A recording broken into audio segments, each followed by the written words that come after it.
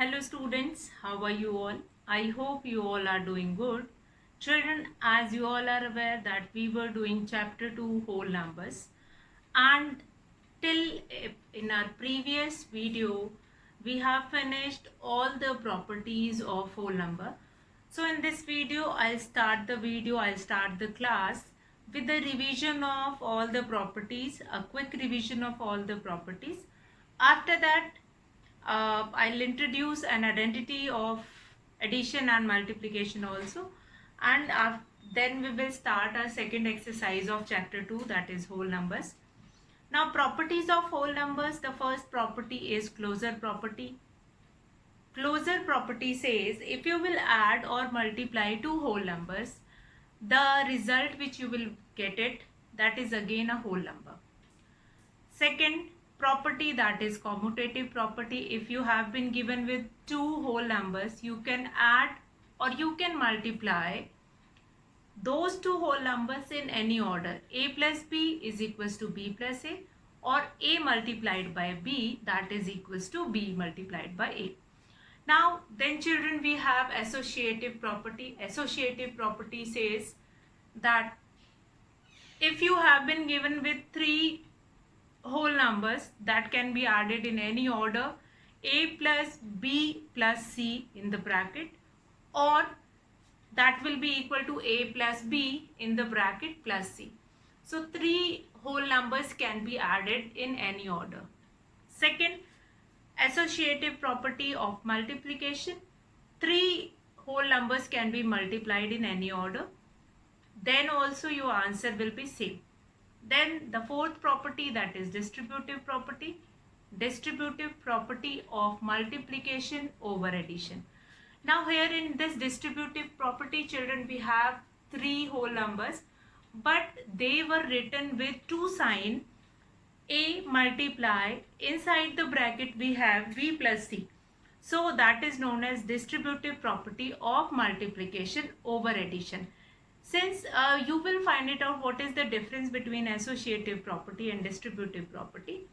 In the associative property you will be getting three whole numbers, but in between three whole numbers you will be having either addition or multiplication. But in distributive property you will be getting multiplication also and addition also. So by this you can differentiate between two questions, that which property is using in the question. Sometime you have been given with, like yesterday we have done a question that is simplify, example I think 6 or 7. So in that example 7, that is simplify. So in that they have used distributive property, but that distributive property you have to identify that which property was used in this question. So in the exercise also we'll see many questions in which that is asked, that which property is used in this. Then yesterday we have done some of the application based question also, and for doing that question we were using these certain kind of a property. And then we have seen what is the use of these properties in our day-to-day life. Then today we will start with the identity property, that if you will multiply any whole number by 1, you will be getting the same whole number in the answer. Or 1 will be multiplied by any whole number, that will give you the same whole number. So that is your identity property. Now today children, I am going to start your exercise 2.2. 2.1 we have already finished. Today I am going to start this exercise 2.2. 2.2. So children, let's start with the first question of exercise 2.2, that is question number 1. Find the sum by suitable rearrangement. Now what do you mean by rearrangement? Rearrangement means, rearrangement we have seen in all the properties. In associative property, in distributive property, we have seen we can rearrange the number in any order which will make the multiplication or which will make the sum easier. Fine. So if we have been given with three whole numbers, we can rearrange those whole number in any order. So let's start with the question number 1. Find the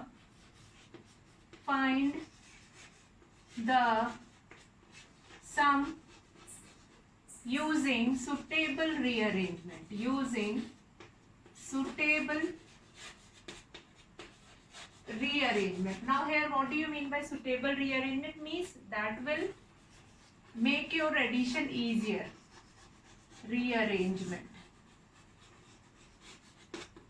So we'll do the question and then we will understand what do you mean by this suitable rearrangement and how it will make your addition or it will make your multiplication easier. So let's start with A part. A part is, now in A part you have been given with three whole number 837 plus 208 plus 363. Now in this A part you will be having three whole numbers 837, 208 and 363. Now you can change order of these numbers. This can be written earlier and this can be written, the second number can be written later. So this arrangement can be changed. So if this, I can write it like this: 837 plus 363 plus 208. And if I want, I can put it first two numbers in one bracket, do this addition, and then third number will be added in this. So what I'll do it, 837 plus 363. What it will become? 0, then 0, then 1, 9, 12. 1200 plus 208. Do the addition, that will become 1408. That will be your answer. So what we have seen in this question, you have been given with three whole numbers 837, 208 and 363. Now as I told you and as it is given in the question, find the sum using suitable rearrangement. Now you are going to ask from, you are going to be have this doubt that we can write this number in column and then we can do the addition. Why we were required to doing all these things? Since this we have done in the property, if you will see closely, this is your associative property. Three whole numbers having addition sign or multiplication sign, that is your associative property. So in associative property we have seen that you can add the three numbers in any order: A plus B plus C, or A plus C plus B, A plus B plus C. In any order you can add the given three numbers, and in any order means that is only known as rearrangement. Here we were doing rearrangement of the numbers and then we are doing the addition of the two numbers. So what I have done here, now you have this doubt why mom has added this A and C. Why? Because I know that if I am adding this 837 and 363, that will make a round figure, that is 1200. So first of all, the first thing which you have to keep it in your mind, you have to choose those two numbers together which will be forming a whole number, means which is forming number which is an estimated number, or which is a number which will make the addition easier with the third number. So what we have seen here I have seen that 837 and 363. If I'll add these two numbers, I'll be getting this 1200 plus this 208, that we can add this into this 1200 quite easily. That's why I have written here this 1200 plus 208, and then we have done the addition. Now this is known as that finding sum by using suitable rearrangement. If it is asked in this question only that write the name of the property also, so inside the bracket you will write it associative property. What you are going to write it? You will write it here. Which property you are using? So you will write here associative property. If it is asked in the question that which property you were using, then associative property. Now this I recommend you all that try to write these property in the bracket. Now what is the benefit of that? If you are writing the property in the bracket, so that will make these properties clear in your mind, that how we were using these property, what are the method to use these property, which sign we can use in between the properties. So many of your doubt will be clear with that. Now let's come to B part, and again B part is again your addition one only. Now B part is 1962 plus 453 plus 1538 plus 647. Now here you have been given with 1, 2, 3 and 4 numbers. Now again you have to think about a suitable rearrangement of the numbers. So here what I can do it, if I'll add this 1962 with this 1538. Why? Since 8 plus 2 that will become 10, and then 6 plus 3 9 and 1 that will be 10 again. So I can put this A and C together and B and D together. Let's do it. I can do it. I can arrange these 4 numbers in any order. So I have arranged it like this. A with C plus B with D. There is 647. So what it is? Now this will become A plus C in a bracket, then B and D in a bracket. Now 8 plus 2 that will be 10, 6 plus 3 9 plus 1 10, 9 plus 5 14, 1 15 and 1 will be carried. 3500 plus this will become 7 plus 3 that will be 10, 10, 11. Now I am going to add these two numbers, that will become 4, 5 plus 1 that will be 6, 4600. So what you have understood in this question, that by rearranging these numbers, when I have added A into C and B into D, that will make your addition, or that will make your this question, how to find the sum of these question, quite easier. So we have to find it out. We have to look at the question, that by using which arrangement that sum will become easier, that question will become easier. It is easier for you all to find the sum or product. So by doing this, in this what I have done, see in this question only it is given that you have to use any suitable rearrangement. Means rearrangement you have to do it according to your pace. Fine, you have to find it out. You can add any number with any number, but the only thing is you have to find it out that the rearrangement will make your addition easier. So we find it out here that A and C, if we'll add it together, we'll get a round figure, and after that if I'll add B and D, then again I'll be getting a round figure. Now this double zero or round figure will make the addition of that sum easier. So that's why I have used this technique in this question.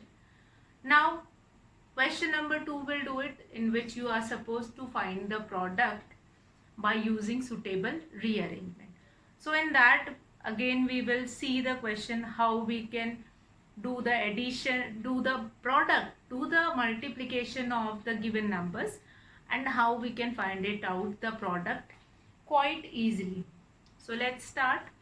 Question number 2. Find the product by using suitable rearrangement. Again, now question number 2 is related to finding product of the given number. Question number 2, find the product by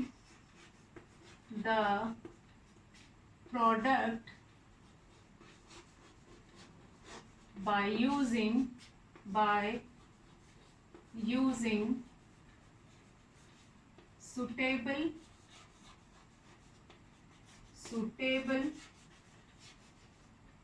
rearrangement.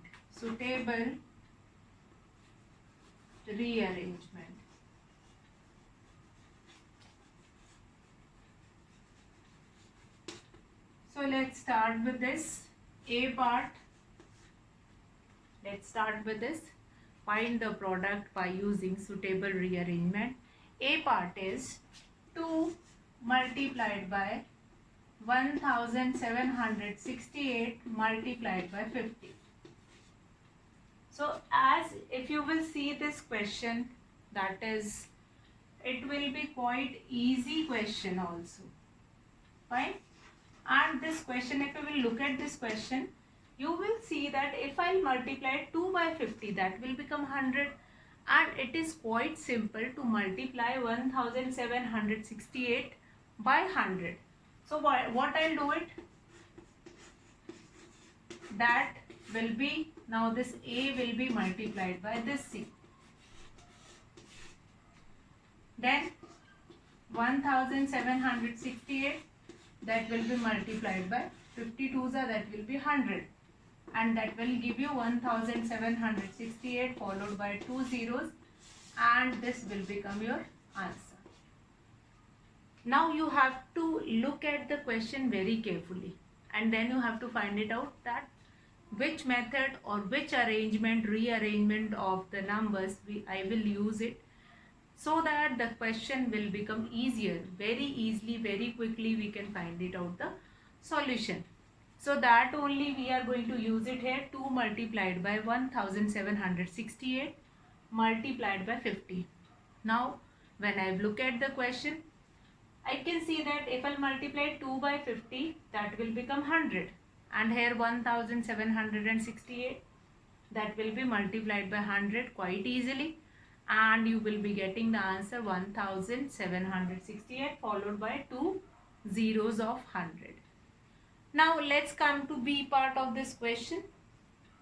If you will look at B part of this question, if you will look at the B part of this question, B part, you can see that in B part you have been given with 4 multiplied by 166 multiplied by 25. Again, if you will look at this question, 4 multiplied by 166 multiplied by 25. Again, if I'll write this 166 multiplied by, in the bracket we can multiply 4 by 25. Now this 25 fours will become 100. So that we will write here 100. Now it become quite easy to multiply it by 100. So I'll write this 166 followed by 2 zeros, and this will be your answer. This will be your answer. 4 multiplied by 166 multiplied by 25. If I multiply 4 by 25, that is quite easy. 25 fours that will be 100, and 100 can be multiplied by 166 quite easily. 166 followed by 2 zeros, and that will be your answer. Now let's come to C part. C part of this question. Again, we'll see that what is the easy method to find solution of C part. Now C part is 8 multiplied by 291 multiplied by 125. Now if I look at this question, I can see this 125 multiplied by 8. That will gives you 1000. Since 125 multiplied by 8, that will give you 1000. 8 multiplied by 125. Now this product 8 multiplied by 125, that will give you 1291. That will be multiplied by 1000. So now what it will become? 291, that will be followed by 3 more zeros, and that will be your answer. Now see children, you have to look at each and every question very carefully, that what kind of a rearrangement I will use it in this question to make the product easier. How easily I can find it out, the product of these numbers. Now this rearrangement of numbers is just because for making this product easier. If you are multiplying 291 by 8 and after that you will multiply it by 125, then that is same as of continuous product, or when you have to you are find the continue product. So that is same as of that question. Then what is the benefit of these properties which you have learned?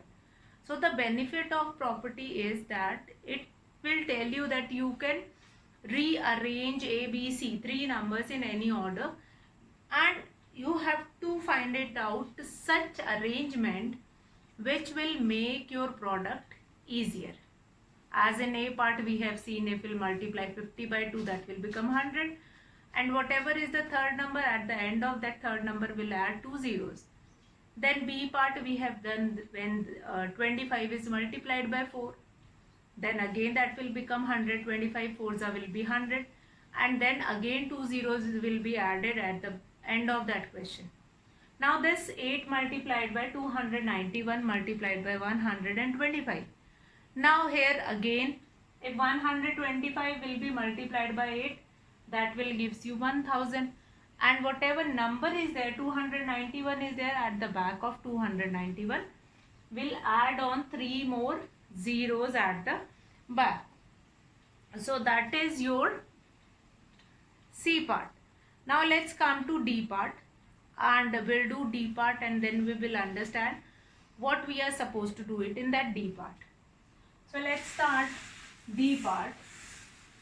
Now in D part question, what is the question which is given to? That is 625 multiplied by, D part is 625 multiplied by 279 multiplied by 60. So what I'll suppose to do it, that I can multiply this 625 by 16, and whatever product I'll get it, that will be multiplied by 279. Let's see how we can do it. I can write these numbers in this order: 279 multiplied in the bracket 625 multiplied by 16. Now here I have to find it out, 625 multiplied by 16. Now here it is not necessary to show product of any number. Product you can do it in rough, and then here you can write the answer. Now 625 multiplied by 16, what I will get it? Do this multiplication. 6 5s are, that will be 30, 3, 6 2s are 12, 15, 6 6s are 36, and 137. Then 1 5s are, 1 2s are, 1 6s are. What I'll get it? 5 5 10, 7 plus 3 10, 6 3 9 plus 1 10. So when we are multiplying 625 by 16, what I'll be getting here? 10,000.